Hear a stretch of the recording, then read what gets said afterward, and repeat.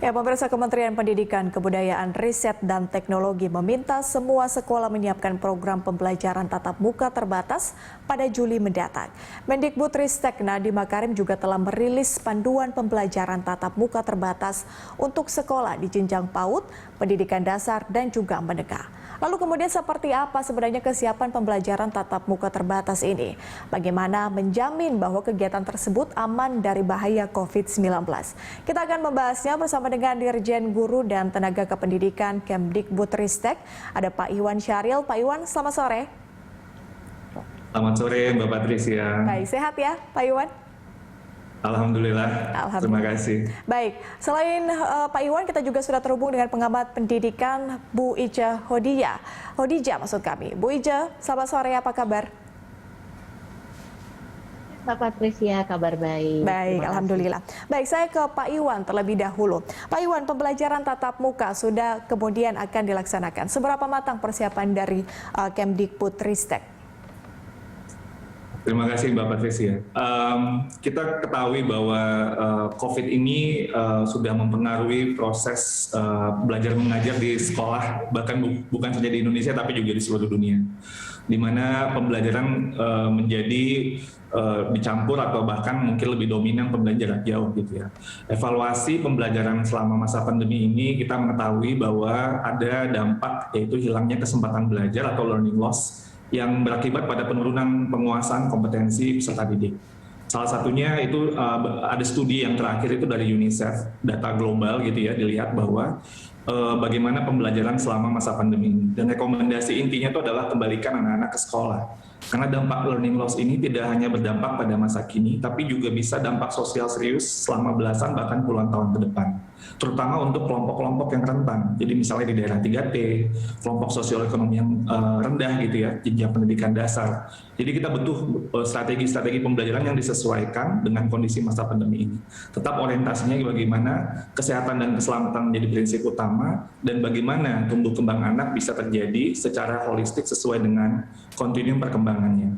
Nah, pada saat yang sama kita melihat bahwa pandemi COVID-19 ini juga membawa sebuah kondisi baru untuk guru-guru dan tenaga pendidikan di seluruh Indonesia. Jadi banyak sekali inovasi-inovasi dan kolaborasi yang dilakukan oleh guru-guru dari Sabang sampai Merauke yang tergabung dalam berbagai macam komunitas-komunitas belajar yang tidak pernah kita saksikan sebelumnya gitu, dan intensitasnya juga sangat luar biasa. Jadi jutaan guru pada saat ini terus belajar dan berbagi, dan pemangku kepentingan juga bahu-membahu bagaimana pembelajaran bisa tetap terlaksana walaupun dengan keterbatasan. Misalnya juga orang tua ya, Mbak Patricia, yang sekarang lebih sering terlibat nih untuk bantu anak-anaknya dalam proses belajar. Jadi komunikasi ini merupakan tentunya masih penuh tantangan, penuh keterbatasan saat ini, tapi kita melihat ada dampak yang juga positif yang bisa kita terus kembangkan supaya puzzle-puzzle gitu ya, kesulitan yang ada itu bisa sama-sama kita selesaikan. Oke, Pak Iwan, inovasi seperti apa yang Anda sebutkan tadi, Pak Iwan? Ya, inovasi-inovasi yang ada itu, jadi misalnya bagaimana guru sekarang lebih aktif dalam menggunakan teknologi misalnya. Teknologi ini tadinya kita tahu bahwa sebenarnya guru-guru Indonesia bukannya tidak mampu, tapi ada semacam anxiety atau kecemasan ketika menggunakan teknologi. Nah, sekarang ini banyak sekali karena kondisinya dan kondisi yang mungkin tidak ada pilihan ya, jadi mencoba untuk eksplorasi, termasuk yang sudah lebih berpengalaman gitu ya, biasanya takut gitu ya, bahkan itu terbentuk belajarnya satu sama lain. Jadi guru muda sama guru yang lebih senior itu saling belajar kolaborasi, aplikasi apa atau cara apa, bahkan sesimpel menggunakan PowerPoint pun bisa jadi lebih interaktif. Mereka membuat modul-modul yang bukan saja yang sesuai dengan konteks mereka, tapi yang menarik gitu loh. Itu yang menurut saya banyak sekali muncul pada saat ini, yang tadinya tuh nggak kita lihat, ini menjamur banget pada saat ini. Ini membawa sebuah harapan, tentunya bagi kita sudah lama tahu bahwa teknologi bisa membantu guru-guru. Teknologi tidak bisa menggantikan guru ya, tapi teknologi bisa membantu guru-guru mencapai tujuan pembelajarannya. Ini yang kita lihat saat ini, dan luar biasa Mbak Patricia, semangat karena belajar guru Indonesia bukan hanya belajar, juga berbagi. Kita tuh senang banget karena mereka nggak mau belajar sendirian dan nggak mau bagus sendirian, mereka mau bagusnya bareng-bareng. Jadi ini menurut saya sebuah sebuah hikmah yang mungkin selama ini terpendam gitu loh, dan kita lihat ini masa pandemi ini luar biasa sekali. Baik, artinya para guru kita memang benar-benar harus berbaur dengan perkembangan teknologi seperti itu ya Pak Dirjen, mau tidak mau ya, karena ini yang menjadi tantangan tersendiri sekarang. Saya ingin tanyakan ke Bu Ica, pandangan Anda Bu Ica, pendapat Anda terkait dengan pembelajaran tatap muka yang nanti akan dilaksanakan. Yang pertama, kata kunci yang ingin saya sampaikan adalah kolaborasi. Kolaborasi semua pihak untuk menjaga agar niat baik pemerintah untuk membuka pembelajaran tatap muka ini bisa tercapai tanpa bahaya, begitu ya. Seperti misalnya peran orang tua di dalam melindungi, menjaga anaknya, kemudian berkomunikasi dengan sekolah. Peran pemerintah daerah, kan tim COVID ini kan ada sampai di daerah, di kabupaten, di kecamatan, di kelurahan ada, dan itu perlu untuk bekerja sama dengan sekolah untuk memastikan bahwa protokol kesehatan dilakukan sesuai dengan aturan. Kemudian para guru dan kepala sekolah juga demikian, dengan terbuka bekerja sama dengan Satgas COVID, kemudian orang tua untuk memastikan bahwa anak-anaknya aman dan nyaman belajar di sekolah. Karena seperti yang disampaikan Pak Iwan tadi, ini adalah upaya untuk mengembalikan anak-anak ke sekolah. Dan jangan lupa Mbak Patricia, ketika setelah belajar di rumah lebih dari 1 tahun, belajar kemudian ke sekolah, ini ada faktor psikologis yang juga harus diperhatikan, karena anak-anak biasa belajar jarak jauh dari rumah kemudian datang ke sekolah. Dia mungkin masih harus menyesuaikan lagi. Makin muda anaknya, makin banyak tantangannya. Iya, artinya para siswa ini benar-benar harus beradaptasi kembali, bertemu dengan siswa-siswa yang lain, begitu ya, karena sudah sangat lama kita belajar dari rumah. Bu Ica, apa yang harus kemudian diperhatikan agar benar-benar protokol kesehatan ini tetap dijalankan oleh siswa di sekolah? Karena kan tadi seperti yang Anda katakan, secara psikologis ini juga akan membuat cara berpikir dari siswa juga akan berubah. Iya. Menurut saya di sini yang pertama harus detail adalah para guru, karena bagaimanapun juga guru adalah role model. Jadi guru di sekolah harus betul-betul mematuhi. Tidak boleh ada guru yang ceroboh. Meskipun kondisinya aman, meskipun kondisinya sudah dinyatakan di situ negatif begitu ya, tetapi tetap protokol kesehatan harus dicontohkan oleh gurunya, karena anak-anak ini patronnya adalah gurunya. Ketika lihat gurunya melenceng saja, itu seperti diajari walaupun gurunya nggak ngomong. Mereka malah belajar langsung dari gurunya. Itu sih yang paling penting. Selain orang tua. Iya, guru dulu harus melakukan protokol kesehatan, dan pasti siswa-siswanya juga akan mengikuti seperti itu ya, Bu Ica, saya tangkap. Baik, Pak Iwan dan juga Bu Ica, kita akan lanjutkan di segmen berikutnya. Pemirsa, tetaplah bersama kami, Prime Time akan segera kembali. Dipersembahkan oleh Ya, pemirsa, kita lanjutkan dialog. Saya ke Pak Dirjen terlebih dahulu di segmen kedua ini. Pak Dirjen, kan baru saja dirilis terkait dengan panduan pembelajaran nih, Pak Dirjen. Apa yang bisa Anda gambarkan kepada masyarakat, kepada guru, kepada murid terkait dengan hal-hal detail mungkin yang harus diperhatikan dan harus benar-benar diketahui? Baik, terima kasih Mbak Patricia. Panduan ini ditujukan untuk jenjang pendidikan anak usia dini, pendidikan dasar dan menengah. Jadi ini merupakan sebenarnya tindak lanjut dari SKB 4 Menteri sebelumnya untuk memudahkan persiapan dan pelaksanaan pertemuan tatap muka terbatas. Tadi Uci sudah menjelaskan bagaimana guru harus menjadi role model gitu ya. Itu beberapa hal itu hal-hal praktis dari perspektif guru, dari perspektif sekolah gitu ya. Itu yang kita hadirkan di panduan ini. Jadi cara membaca panduan itu bukan dari kayak pemerintah yang ini, tapi adalah bagaimana guru-guru, bagaimana sekolah bisa kemudian menyikapi dan menyusun berbagai strategi dalam penyiapan dan pelaksanaan tatap muka terbatas tersebut. Jadi prinsip ini ada 3, Mbak Patricia. Pertama, panduan ini merupakan alat bantu. Jadi alat bantu dari perspektif sekali lagi kepala sekolah atau guru, bagaimana penyelenggaraan pendidikan pembelajaran selama masa pandemi COVID-19.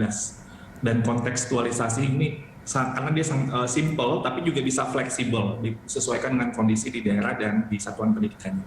Lalu yang kedua adalah panduan ini juga terintegrasi. Jadi walaupun dia simple, dia ada kayak semacam glosarium, bahkan juga ada QR code-nya gitu. Jadi bisa kemudian baik itu kepala sekolah maupun guru untuk mengakses sumber-sumber belajar yang terkait. Jadi sekiranya mereka butuh informasi lebih lanjut gitu ya, supaya lebih memahami dan mempelajari konsep-konsep yang ada. Dan yang ketiga, dan ini yang terpenting, cara kita melihat pembelajaran di masa pandemi ini harus berorientasi tetap kepada murid. Jadi strategi-strategi yang dilakukan, teknik-teknik yang disampaikan di situ dan usul-usulan yang dihadirkan itu adalah bagaimana sebesar-besarnya bisa membawa kebermanfaatan kepada peserta didik yang ada di sekolah selama masa pandemi ini. Dan ini tentunya tujuannya kita adalah untuk menghindari learning loss tadi, supaya pembelajaran ini bisa maksimal walaupun dengan semua keterbatasan yang ada. Dan satu hal terpenting, Mbak Patricia, yang mungkin tadi saya juga ingin tambahkan, sudah disampaikan sama Bu Wice, kita perlu sekolah-sekolah, bahkan juga mungkin dari pemerintah daerah bisa mendukung, untuk mengedukasi perubahan perilaku dulu sebelum masuk ke dalam pembelajaran. Ini penting banget. Jadi kadang-kadang euforia udah kembali ke sekolah, jadi seolah-olah ini sama seperti pembelajaran sebelum masa pandemi. Tidak. Ini adalah tatap muka terbatas, masa kita masih masa pandemi. Jadi yang paling penting mungkin di awal itu adalah mengedukasi perubahan perilaku, bukan hanya kepada anak-anak, tapi juga orang tua atau wali yang mungkin juga terlibat dalam berbagai hal. Jadi perubahan perilaku ini mungkin menurut saya kurikulum awal yang perlu mungkin didudukkan dulu sebelum nanti kepada hal-hal yang mungkin sifatnya pembelajaran yang modul-modul yang ada gitu. Itu penting sekali untuk diingat, kalau enggak nanti kebablasan gitu dan lupa gitu bahwa ini lagi memang masih masa pandemi. Iya. Jadi bukan hanya siswa yang beradaptasi tapi juga guru ya, nanti akan ada edukasi perubahan perilaku sebelum kemudian pembelajaran tatap muka ini kembali dilakukan. Baik Pak Dirjen, apa saja atau apa yang menjadi syarat untuk satu sekolah mungkin atau satu daerah untuk melaksanakan pembelajaran tatap muka ini? Ya, sesuai dengan SKB 4 Menteri bahwa pembelajaran tatap muka terbatas ini ada syarat-syaratnya ya. Jadi tidak seperti sebelumnya. Jadi pertama, jadi misalnya protokol kesehatan harus dipatuhi. Jadi 3M itu wajib ya, dan itu harus menjadi prasyarat yang penting sekali. Lalu yang kedua, kapasitas di kelasnya itu kan nggak boleh semuanya. Jadi 50%, maksimal 18 siswa per kelas. Dan jarak antara bangku itu ada buat 1,5 meter gitu. Nggak boleh ada kerumunan, nggak boleh kegiatan seperti kayak di kantin, ekstrakurikuler yang sifatnya tuh sangat membuat kontak yang sangat dekat, tidak boleh. Dan orang tua tetap memiliki hak untuk memilih kalau anaknya ingin PTM terbatas atau tidak. Jadi itu beberapa hal yang mungkin perlu diperhatikan sebagai syarat untuk sebelum melakukan PTM terbatas. Jadi itu penting banget karena kalau kedisiplinan ini kata-kata kuncinya ada disiplin. Disiplin ini penting sekali buat semua warga sekolah dan terutama dari orang-orang dewasanya dulu, sehingga anak-anak kemudian bisa mencontoh dan kemudian menerapkan itu juga dengan disiplin. Jadi kalau kita tidak disiplin ini bisa tidak baik tentunya. Jadi butuh semua dukungan, ini gotong royong sekali. Jadi dari sekolah, tentunya dari pemerintah daerah, orang tua, masyarakat, bagaimana kita mengupayakan, yang kita upayakan ini sebenarnya bukan PTM terbatasnya, tapi anak-anaknya. bagaimana anak-anak tetap mendapat hak mereka untuk belajar, untuk tumbuh kembang sesuai dengan nanti tantangan yang mereka hadapi di masa depan. Itu yang kita perjuangkan bersama-sama. Jadi ini betul-betul harus kolaborasi seperti kata Bu Iki tadi. Ini gotong royong sekali untuk mengupayakan ini. Kalau kita betul-betul concern untuk ini, maka kita akan melakukan semuanya dengan disiplin. Iya, intinya adalah kolaborasi semua pihak harus kemudian ada dalam satu visi, satu misi agar pembelajaran ini dapat segera terlaksana dengan baik dan sesuai dengan apa yang sudah diharapkan. Saya ke Bu Ica. Bu Ica, apakah kalau kita lihat kan di sekolah-sekolah itu kan mendapatkan dana BOS, Bu Ica. Apakah dana BOS ini dapat digunakan untuk mungkin dalam hal penerapan protokol kesehatan, di dalam melaksanakan pembelajaran tatap muka, atau seperti apa pandangan Anda? Kalau itu jelas di dalam peraturan, dana BOS reguler bisa digunakan untuk kepentingan yang mendukung proses pembelajaran, yang mendukung, yang berkaitan langsung dengan proses pembelajaran. Nah, protokol kesehatan untuk masa ini ya, masa percobaan tatap muka ini kan unsur yang paling penting. Menurut saya sekolah tetap bisa menggunakan dana BOS tersebut, tetapi ini ya. Tetapi sekolah juga tidak boleh semena-mena karena ini kondisi darurat, kemudian dana BOS digunakan sebanyak-banyaknya untuk kepentingan itu. Tentunya tidak demikian, karena ada kepentingan-kepentingan lain untuk mendukung proses pembelajaran. Tetapi bahwasannya apakah bisa digunakan? Tentu saja bisa, karena kalau di dalam aturan dana BOS tersebut bisa digunakan untuk kepentingan yang langsung berhubungan dengan proses pembelajaran. Nah, pada saat ini ya pastinya berhubungan, dan mungkin perlu disisipkan juga dana BOS ini untuk penguatan para guru pada masa perubahan dari belajar dari rumah menjadi belajar di sekolah. Ini transformasi ini butuh penguatan guru-guru, dan itu yang mungkin juga perlu dilakukan, perlu disisihkan barangkali kalau diperlukan biaya dari dana BOS untuk seperti yang dikatakan Pak Iwan tadi, penyesuaian perilaku, karena proses pembelajarannya nggak bisa 100% tatap muka, tetapi juga tidak sudah 100% online. Jadi ini juga bisa diambilkan dari dana BOS menurut saya. Baik, artinya bisa digunakan ya Bu ya, mengingat juga sekarang kita harus benar-benar blend ya dengan keadaan saat ini. Baik, Bu Ica dan juga Pak Dirjen, kita masih ada langsung berhubungan dengan baik. Kuncinya satu, langsung berhubungan dengan pembelajaran. Langsung berhubungan dengan pandemi. Baik, kami dapat intinya. Kita akan lanjutkan di segmen berikutnya, pemirsa, tetaplah bersama kami. Dipersembahkan oleh Baik, pemirsa, kita lanjutkan dialog. Kita masih terhubung dengan Dirjen Guru dan Tenaga Kesehatan Kemdikbudristek Pak Iwan Syahril dan juga pengamat pendidikan Ibu Ice Hodijah. Saya ke Pak Dirjen terlebih dahulu di segmen ini. Pak Dirjen, jadi apa sebetulnya makna terbatas dan juga teknisnya akan seperti apa untuk pembelajaran tatap muka ini? Ya, terbatas itu ya seperti yang tadi itu. Jadi artinya kita masih dalam masa pandemi, itu perlu kita terus ingat gitu ya. Ini bukan masa seperti sebelum pandemi. Jadi karena itu hal-hal yang terkait dengan bagaimana menjaga protokol kesehatan, sebagaimana juga sektor-sektor lainnya, ini menjadi amat sangat penting. Nah, kondisi kelas yang tadi dibuat berjarak, lalu kemudian jumlah hari mungkin perlu disesuaikan. Karena kalau kelas itu mungkin jadi harus ada dibagi 2 atau dibagi 3, mungkin ada rotasi dari kelas itu, sehingga kemudian jumlah harinya, jumlah jam pembelajarannya berbeda dengan sebelumnya. Lalu kemudian perilaku wajib tadi yang protokol kesehatan, yang bukan saja untuk yang di sekolah, tapi juga yang di sekitar sekolah gitu. Bagaimana anak-anak juga untuk sebelum sampai di sekolah, selama dalam perjalanan dan kembali pulang, itu juga menjadi hal yang perlu juga sama-sama kita jaga. Selain itu juga kita harus ada melakukan pantauan yang sebelumnya tidak kita lakukan. Jadi pantauan tentunya kepala sekolah, satuan pendidikan, sama pemerintah daerah, orang tua juga sama. Jadi untuk melihat bagaimana proses pembelajaran yang terjadi. Kan kita juga ada Satgas COVID yang ada di sekolah, yang itu juga merupakan kolaborasi dari warga satuan pendidikan untuk memastikan bahwa semua checklist yang kita perlukan gitu ya, protokol kesehatan, perilaku tadi, protokol tadi, itu terlaksana dengan baik. Pak Dirjen, artinya itu sebagai antisipasi juga ya kalau risiko-risiko yang muncul nanti?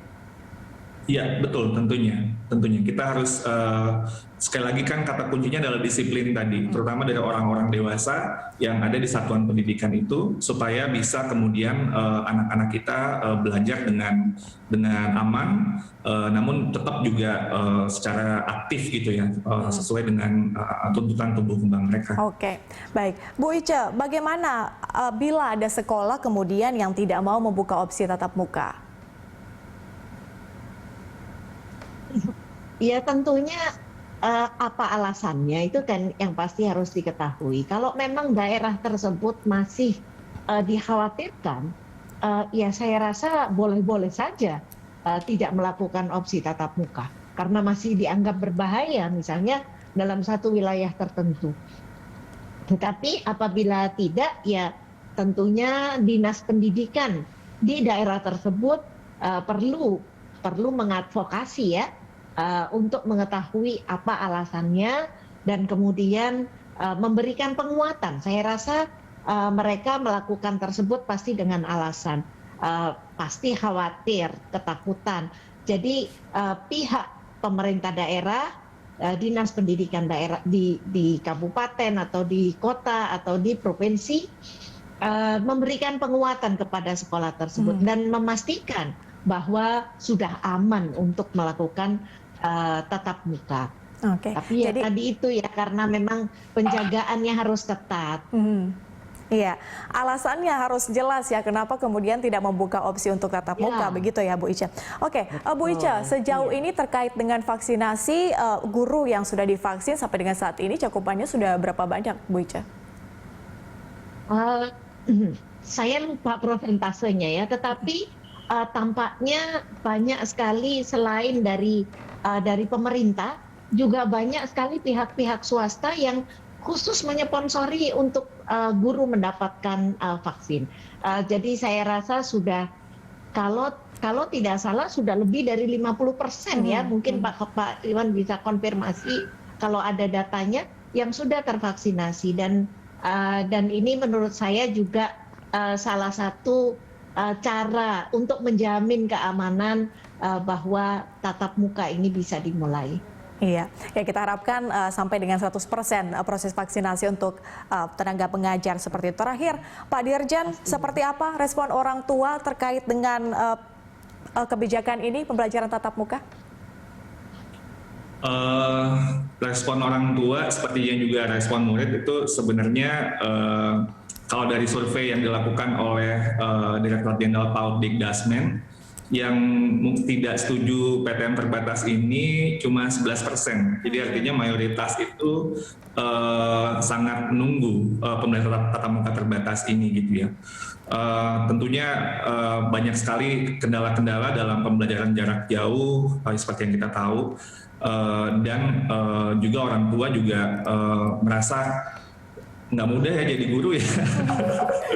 Jadi guru itu nggak mudah ternyata. Jadi pada akhirnya mereka menyadari ya bahwa memang guru itu luar biasa, sekolah itu sangat luar biasa dalam tumbuh kembang anak yang kita inginkan gitu ya. Nah, jadi ini merupakan hal yang tentunya positif, tapi advokasi perlu terus kita lakukan. Seperti tadi yang sudah disampaikan bahwa advokasi ini harus kita lakukan bareng-bareng semuanya.